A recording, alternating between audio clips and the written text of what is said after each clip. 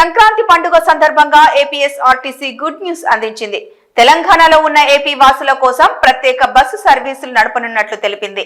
ఈ మేరకు జనవరి 9 నుంచి జనవరి 13వ తేదీ వరకు ప్రయాణికుల కోసం ప్రత్యేక బస్సులు అందుబాటులో ఉంటాయని వెల్లడించింది. హైదరాబాద్ నుంచి మొత్తం 2400 స్పెషల్ బస్సులు నడపనున్నట్లు ఏపీఎస్ఆర్టీసీ తెలిపింది.